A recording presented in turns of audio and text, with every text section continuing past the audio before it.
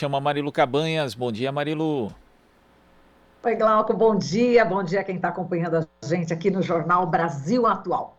E o presidente Jair Bolsonaro mentiu em diversos momentos durante a abertura da 76ª Assembleia Geral da Organização das Nações Unidas em Nova York ontem. Na área do meio ambiente, apresentou dados distorcidos, omitiu dados reais, praticamente escondeu desmatamentos, queimadas, o que irritou especialistas e ambientalistas que não pouparam críticas ao presidente. Certamente um deles, claro, o nosso colunista, o Wagner Ribeiro, professor do Departamento de Geografia da USP, do Programa de Pós-Graduação em Ciência Ambiental. Oi, Wagner, bom dia. Se é que a gente pode ter, né, depois desse discurso do presidente, né? Verdade, Marino. Bom dia quem nos acompanha. Foi de fato um show de horror, né? Que mais uma vez, eu diria, afunda a nossa credibilidade, né? Isso é muito ruim para o país no curto e médio prazo, enfim, para alterar esse cenário agora vai nos dar muito trabalho, né? Realmente é um serviço. Com certeza, Wagner. Bom, vou começar aqui com dados gerais de desmatamento sobre a Amazônia. Ele disse que o Brasil reduziu em 32% o desmatamento entre janeiro e agosto deste ano, né, em comparação com o mesmo período do ano passado. Só que esse dado isolado não reflete, né, Wagner, a realidade do que realmente aconteceu no governo, né, no governo do Bolsonaro. É preciso também contextualizar esse dado, né? A gente tem aqui o desmatamento nesse período foi de 6.026 quilômetros quadrados. Acontece que entre janeiro e agosto de 2018, antes do governo Bolsonaro, foi de 3.336 quilômetros quadrados. Portanto, essa redução aqui que ele citou é o dobro do que ocorreu há 3 anos, né? E olha que esse dado de comparação é do governo Temer, né? A gente não está nem comparando com períodos anteriores aí dos governos Lula e Dilma, né, Wagner?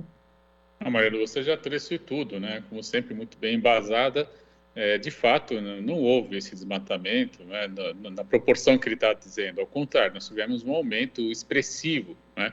E mesmo no mês de agosto, que ele está dizendo aí, se você pegar, por exemplo, o dado que o Amazon acabou de divulgar, o Amazon desmente. Ele diz que houve, na verdade, um aumento de 7% em agosto de 2021, comparado com agosto de 2020. Aí a gente tem que aferir com mais cautela as metodologias usadas, enfim, mas, de qualquer modo, contradiz também o próprio dado da diminuição do desmatamento agora, no mês passado.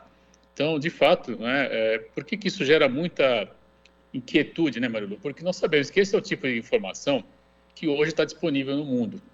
Nós temos, sem dúvida, né, os sistemas que o INPE utiliza, temos também os sistemas que o Amazon utiliza, mas há outros também da União Europeia, dos próprios Estados Unidos da América, e essa informação hoje, ela circula por meio de artigos científicos de maneira muito consolidada, muito rápida, né?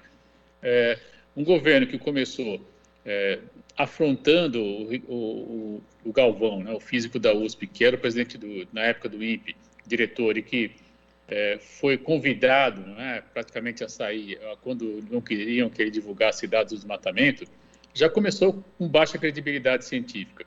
Então, ele afirma esse dado sem trazer maiores evidências, né? Quanto o mundo está acompanhando em tempo real, por meio de imagem de satélite, que não é o que está ocorrendo, isso de fato é lamentável, para dizer o mínimo, né?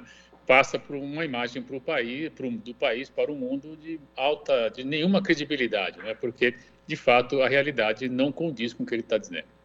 É realmente uma realidade paralela mesmo, né, Wagner? Agora, o Bolsonaro, ele não falou também, né, que entre agosto de 2019 e julho de 2020, a exploração da madeira na Amazônia foi quase 3 vezes o tamanho da cidade de São Paulo.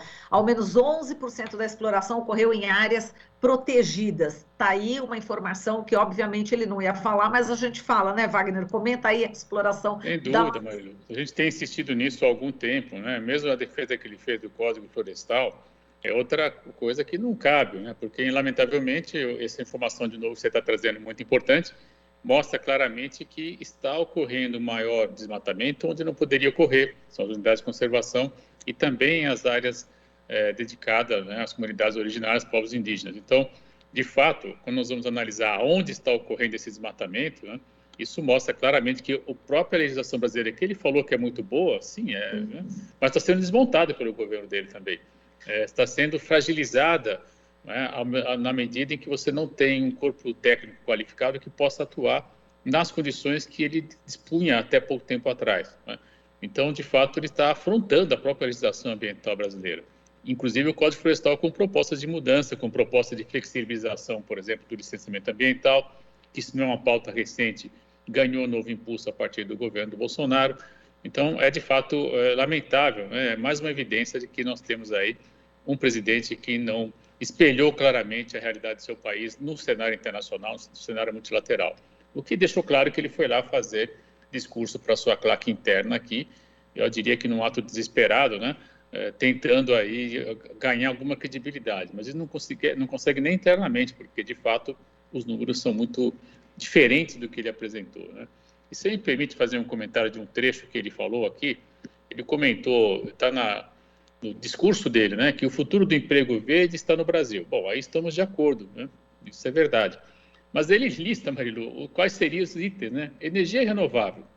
Bom, energia renovável, nós estamos assistindo, infelizmente, um governo que está taxando, está querendo taxar a energia solar, que é uma energia renovável. Então, ele está indo ao contrário do que ele falou. Agricultura sustentável, segundo o item que ele elencou. Isso aí é piada, né? Porque nós estamos vendo, na verdade, e você é uma grande conhecedora desse assunto, um incremento absurdo de agrotóxico, né? De usos de liberação de muito veneno para a agricultura, que isso não tem nada de sustentável, né?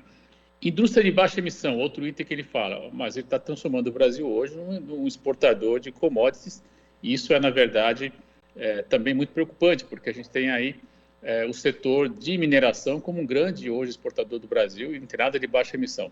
Saneamento básico, a lei de saneamento que foi aprovada no governo dele estimula a privatização dos consórcios de uma maneira que vai na direção oposta, né, em direção oposta, por exemplo, ao direito humano à água.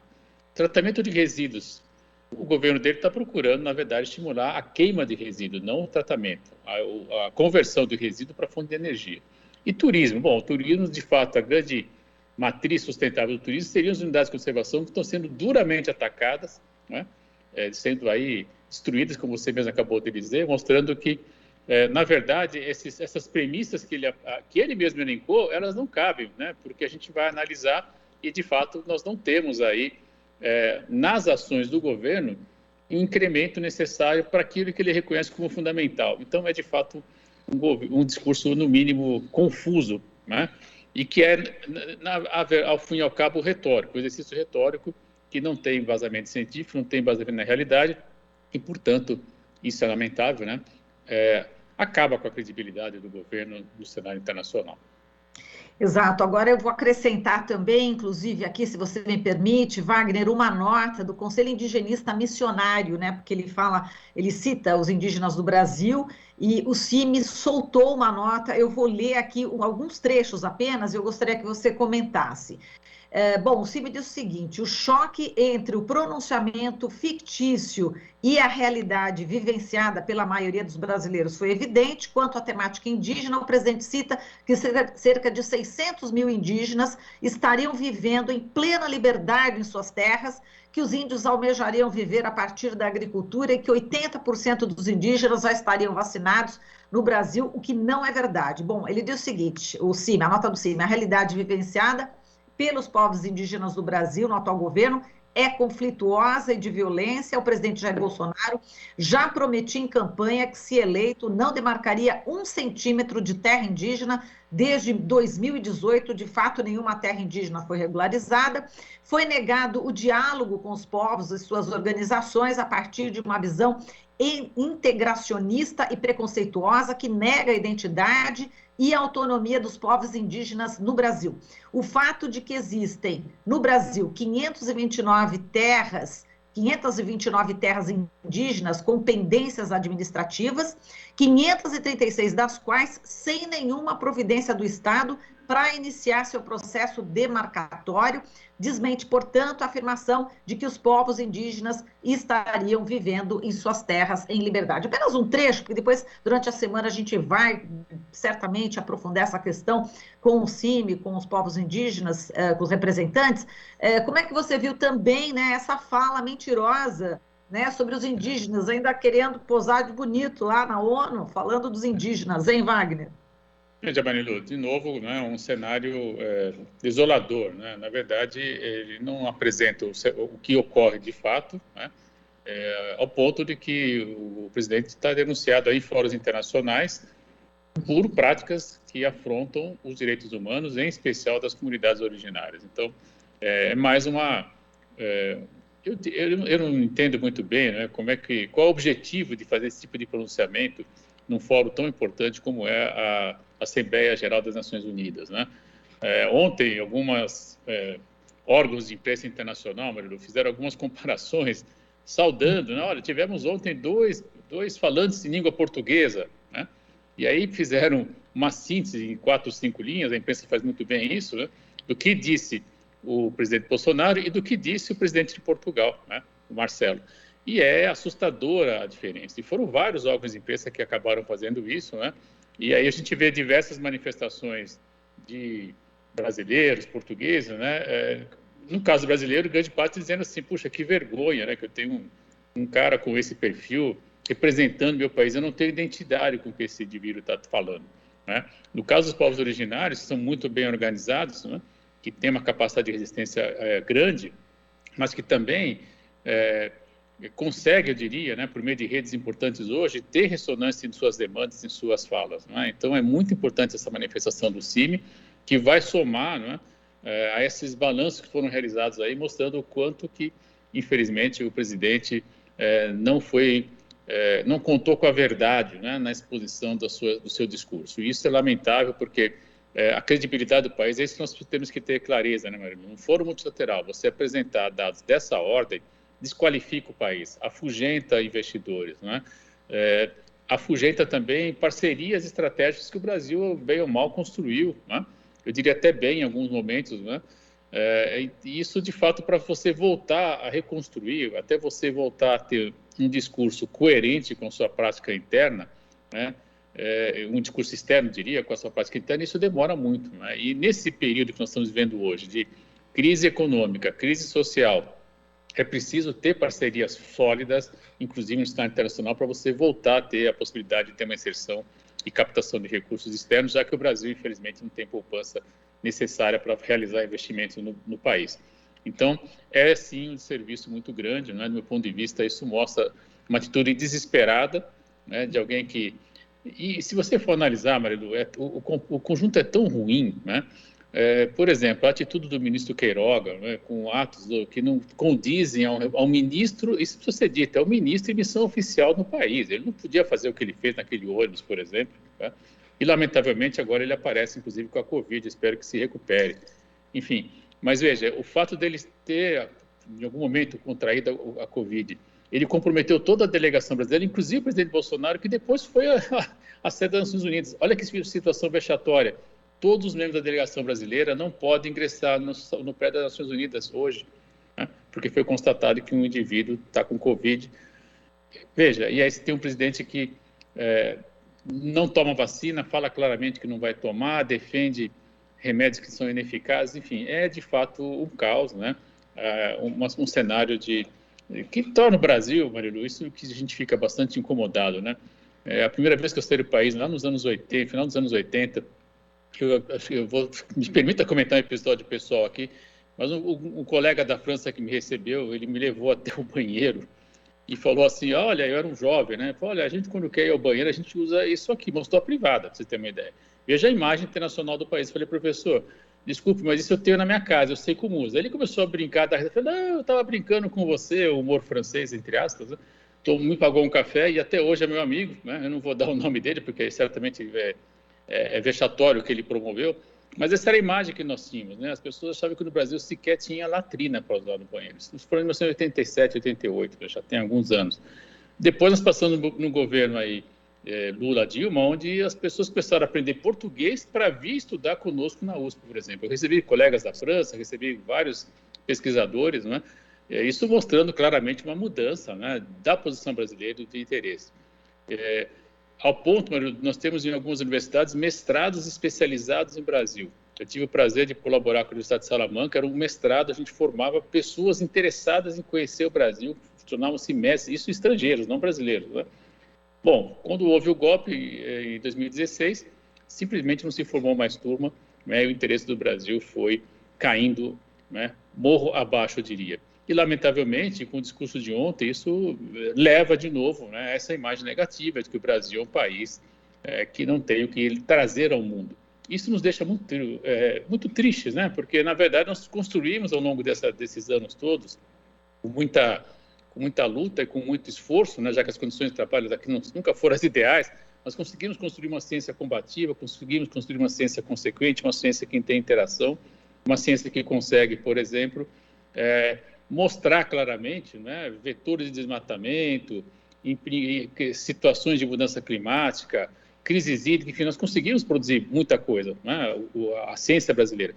E, lamentavelmente, isso tudo é negligenciado, é negado, né, por um presidente negacionista que falta com a verdade. O resultado, Marilu, é que no curto e médio prazo nós vamos ter aí o Brasil de novo escanteado e, infelizmente, talvez, lamentavelmente, alguém vai querer nos ensinar a usar o banheiro de novo. Isso é muito duro, muito triste, é uma geração penalizada por isso. Isso tem que ser dito, isso tem que ser difundido, né, porque nós estamos penalizando uma geração. Né? Acho que esse discurso do discurso intergeracional que está posto, ele tem que ser recuperado. Né? Os jovens têm que realmente ter clareza de que eles serão prejudicados nos próximos 10, 20 anos por razões que eles não têm controle. Né? Esse tipo de fala que foi proferida ontem, me desculpa, estou até me alongando aqui um pouco, não, mas de fato é muito ruim, né? Traz consequências sim seríssimas e isso precisa ser dito. E nós temos que agora fazer um esforço grande, né, de contradizer, de mostrar, né? Isso dá muita pauta, dá muita pesquisa científica. Eu tenho uma aluna de doutorado que está aí, está começando a fazer uma análise das questões da mudança climática. Enfim, isso vai render muito trabalho bom, muita reflexão qualificada, mas até no tempo da universidade, no tempo da imprensa, até nós conseguimos desconstruir tudo isso na sociedade brasileira e depois construir um discurso inteligente, né, articulado e coerente para o cenário internacional, vamos aí levar 10, 15 anos, Marilu, infelizmente. Infelizmente, a gente pode tentar mudar isso em outubro de 2022. Vamos ficar todos atentos aí às eleições, né? Que a gente pode virar esse jogo, sim. Mas, Wagner, vamos só para terminar, porque são tantas as mentiras na área do meio ambiente, bom, em várias áreas, mas do meio ambiente foram tantas, que a gente não, só com uma participação sua aqui, a gente não vai dar conta de tudo, de tantas mentiras, né? Mas eu quero muito te perguntar também em relação à volta do horário de verão, né? Quer dizer, da possibilidade, né, dessa volta do horário de verão, difícil nesse governo, né? A gente tem aí 55% dos brasileiros, segundo pesquisa do Datafolha, que são a favor do horário de verão. E, enfim, como é que você vê também ainda a gente não ter esse horário de verão no governo Bolsonaro? Com essa crise que a gente está vendo. As pataquadas, né, que ele prometia em campanha, sem nenhum embasamento, né? E ele, numa canetada, simplesmente parou com a prática do horário de verão, que é necessário, né? Nós estamos agora numa crise aguda de geração de energia e aqueles 3% que ele dizia que era irrelevante fazem falta, né? Nós tivéssemos 3% em 3 anos aí, daria em torno de 5, 6% a mais de poupança de energia, nós estaríamos emitindo menos gás de efeito estufa por meio das termoelétricas, né? Nós também estaríamos, especialmente agora, né? A gente até já comentou isso em algumas colunas passadas, veja, o próprio setor de comércio hoje, de bares, restaurantes, está reivindicando o horário de verão, porque é sabido que, usando mais a luz solar, quando as pessoas saem do trabalho mais cedo, elas têm mais disposição para circular, para, enfim, fazer um happy hour que seja, e, ao mesmo tempo, incrementar essa atividade econômica, esse setor que foi muito prejudicado no período mais agudo da pandemia, né? Então, de fato, né, eu vejo com bons olhos que 55% da população está interessado no retorno do horário de verão. Ele é necessário, sim. É uma prática que economiza energia. Nós fomos aprimorando a instalação do horário de verão ao longo dos anos, né? Realmente, hoje ele não é aplicável a todo o país. Nós sabemos que o Nordeste, por exemplo, não tem a menor necessidade, já que, pela posição geográfica, a insolação é infinitamente superior ao que ocorre no Sul-Sudeste, mas no Sul-Sudeste e no Centro-Oeste ele é muito bem-vindo, ele ajuda sim. Nós estamos falando justamente da parte mais industrializada do Brasil, ou seja, nós podemos também incrementar a economia onde ela gera, na verdade, uma grande demanda, né? Isso é muito importante, Marilu. Então, eu vejo com bons olhos, eu espero que pelo menos isso, né, ele possa recuar e novamente implementar, se possível ainda esse ano, né? Acho que ainda há tempo, nós estamos aí geralmente no mês de outubro que isso começaria. É possível sim que a gente comece ainda esse ano a retomar o horário de verão. É claro que tem aquele período de adaptação, nós sabemos que existem alguns cuidados, né? Especialmente no segundo momento, né? Na volta ao horário normal, mas isso é de fato muito importante, porque usa de maneira racional a luminosidade natural do país, que insistimos, né? Sempre, né? É um país tropical, né? Na sua grande parte do território, mas tem parcelas que nós temos uma insolação menor e isso pode ser utilizado de maneira mais inteligente, como vários países fazem, usando o horário de verão. Tá certo, Wagner. A gente agradece aqui a sua participação. Um ótimo dia para você e até a semana que vem. Até a próxima. Até mais. Falamos aqui com Wagner Ribeiro, professor do Departamento de Geografia da USP e do Programa de Pós-Graduação em Ciência Ambiental. Você está ouvindo Jornal Brasil Atual. As notícias que os outros não dão.